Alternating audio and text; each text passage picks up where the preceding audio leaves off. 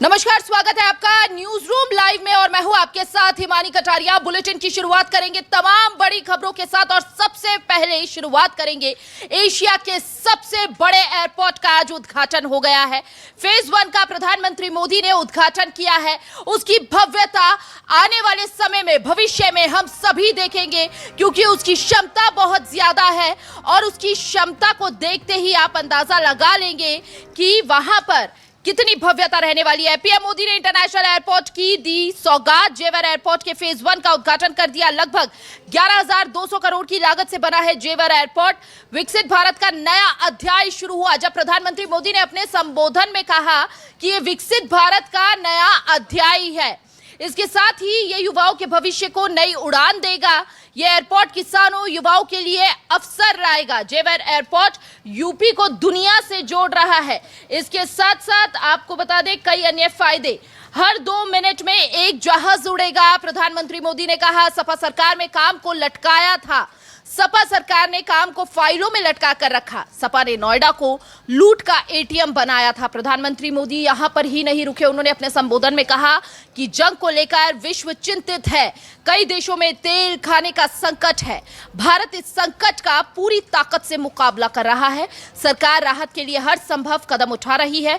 Middle east के संकट से दुनिया परेशान है। तो ये बहुत बड़ी जानकारी आपको दे रहे हैं। जेवर एयरपोर्ट का आज उद्घाटन हुआ है और इसकी भव्यता जो है अब आने वाले समय में हम सभी देखेंगे। ये बड़ी खबर इस वक्त की आपको दे रहे हैं, जहां पर आपको बता दें कि जेवर एयरपोर्ट के फेज 1 का उद्घाटन हो गया है। लगभग 11,200 करोड़ की लागत से जेवर एयरपोर्ट बना है। विकसित भारत का नया अध्याय शुरू हो गया है। प्रधानमंत्री मोदी ये कहते नजर आए। इसके साथ उन्होंने कहा ये युवाओं के भविष्य को उड़ान देगा। ये एयरपोर्ट किसानों, युवाओं के लिए अवसर लाएगा। यहां पर ही नहीं रुके, उन्होंने विपक्ष पर भी निशाना साधा। इसके साथ साथ समाजवादी पार्टी को भी आड़े हाथों लिया। उन्होंने कहा कि सपा सरकार में काम को लटकाया जाता था। आज हम विकसित यूपी, विकसित भारत अभियान का एक नया अध्याय शुरू कर रहे हैं। देश का सबसे बड़ा प्रदेश आज देश के सबसे अधिक इंटरनेशनल एयरपोर्ट्स वाले राज्यों में से एक हो गया है। और आज मेरे लिए गर्व और प्रसन्नता के 2 कारण हैं। एक तो ये है इस एयरपोर्ट का शिलान्यास भी करने का सौभाग्य आप सबने मुझे दिया था और आप सबने इस एयरपोर्ट के उद्घाटन का सौभाग्य भी मुझे दिया। लेकिन मैंने उस सौभाग्य को आपके साथ बांट दिया और आपके हाथों से उद्घाटन करवा दिया। दूसरा,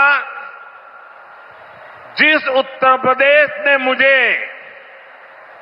अपना प्रतिनिधि चुना, जिस उत्तर प्रदेश ने मुझे सांसद बनाया, उसकी पहचान के साथ, उस उत्तर प्रदेश की पहचान के साथ इस भव्य एयरपोर्ट का नाम भी जुड़ गया है। भारत को प्रत्येक क्षेत्र में जो विकसित भारत की दिशा में अग्रसर करने के लिए कदम बढ़ाए हैं, आज वह हमें हर एक सेक्टर में देखने को मिल रहे हैं। ये नोएडा इंटरनेशनल एयरपोर्ट इसी श्रृंखला का हिस्सा है।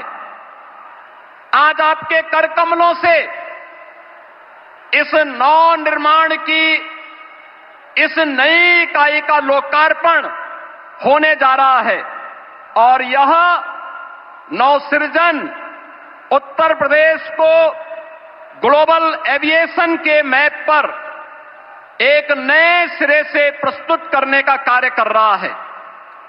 बहन और भाइयों, आदरणीय प्रधानमंत्री जी का विजन है कांग्रेस और समाजवादी पार्टी जैसे दलों ने जिस देश को और जिस प्रदेश को देश के अंदर अपने नकारेपन के कारण डेवलपमेंट के एक बॉटल नेक के रूप में छोड़ दिया था, पिछले 2002 से लेकर के 2017 तक लगातार उत्तर प्रदेश ने उस जलालत झेली है, उस प्रकार की अराजकता का शिकार रहा है, उस प्रकार की व्यवस्था का शिकार बना है।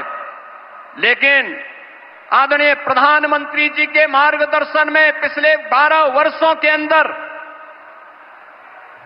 देश ने और पिछले 9 वर्ष के अंदर उत्तर प्रदेश ने एक डबल इंजन की सरकार आने के उपरांत जो स्पीड पकड़ी है, आज वह बॉटलनेक से ब्रेक थ्रू के रूप में अपनी एक नई पहचान को सबके सामने प्रस्तुत कर रहा है।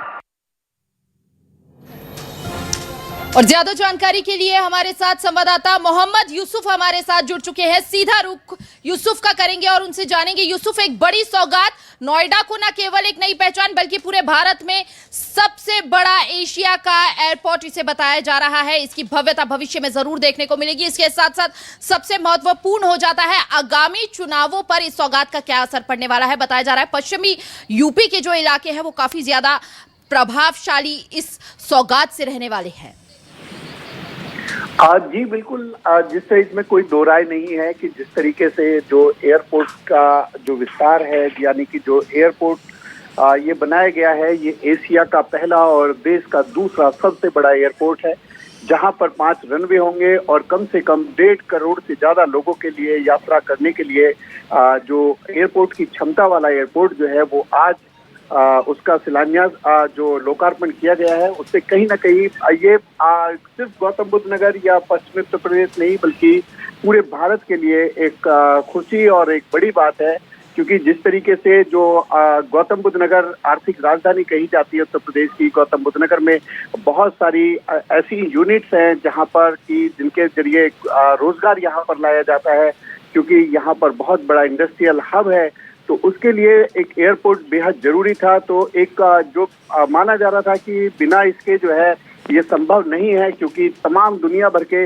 अलग अलग देशों से जो कारोबार यहाँ पर हिंदुस्तान में लाया जाएगा उसके लिए एयरपोर्ट जरूरी था। तो आज एक वही जो शुरुआत है वो यहाँ से गौतम बुद्ध नगर से हुई है, और इस एयरपोर्ट के जरिए, क्योंकि अभी ये कार्गो जो है कार्गो रनवे जो है वो पहले फेज में शुरू किया गया है, उसके बाद में डोमेस्टिक और इंटरनेशनल फ्लाइट जो है वो यहाँ से उड़ने लगेगी, क्योंकि जिस तरीके से देखा जा रहा है कि कनेक्टिविटी को लेकर के ये एक रोड मैप तैयार किया गया है, ये पूरे देश भर का जो लॉजिस्टिक है उसको ले जाने का काम करेगा, क्योंकि यहाँ से लेकर के मुंबई से जो रोड और रेल मार्ग से जो यातायात को जोड़ा गया है तमाम बंदरगाहों तक, तो जिससे माना ये भी जा रहा है कि जो तमाम इंडस्ट्री हैं जो आसपास के इलाके, गौतम बुद्ध नगर के अलावा जो आसपास के इलाके हैं, वो यहाँ से कार्गो, हवाई कार्गो और रोड कार्गो और साथ के साथ जो रेल मार्ग से भी जो है तमाम विदेशों में एक्सपोर्ट के लिए जो बिजनेस यहाँ से किया जाएगा, उसमें कहीं ना कहीं बहुत बड़ा फायदे का सौदा जो है वो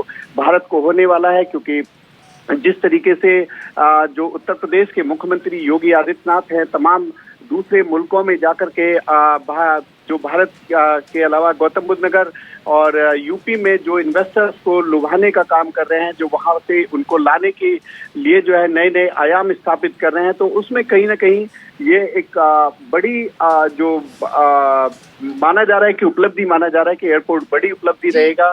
साथ के साथ जो पर्यटन है उसको बढ़ावा मिलेगा, क्योंकि तमाम दुनिया भर के लोग जो पर्यटन के लिए आते हैं, जिसमें खास जो मूल्यतः है वो दिल्ली के अलावा जो है आगरा, बनारस और वाराणसी और अयोध्या जो है, ये सब तमाम जगहों पर जो मथुरा जो पर्यटक जाते हैं उनके लिए भी एयरपोर्ट जो है वो बहुत फायदे का सौदा होगा। तो तमाम तरीके के जो फायदे हैं वो इस एयरपोर्ट के जरिए जो है वो पूरे देश को ही मिलेंगे, क्योंकि अब ये गौतम बुद्ध नगर में बनाया गया है नोएडा इंटरनेशनल एयरपोर्ट जो है ये यहाँ पर बनाया गया है। तो इसके लिए तमाम तरीके के जो लोगों को बिजनेस और जो तमाम जो पर्यटन के जो जितने भी बिल्कुल जो फायदे हैं वो यहाँ पर होने वाले हैं। रोजगार के कहीं न कहीं यूसुफ, बिल्कुल रोजगार के अवसर बढ़ेंगे, कई फायदे यहाँ पर पहुंचेंगे आसपास के क्षेत्रों को भी। लेकिन उन्होंने अपने संबोधन में प्रधानमंत्री ने कहा है कि समाजवादी पार्टी के समय में कोई काम नहीं हुआ और फाइलों में लटका रहता था काम,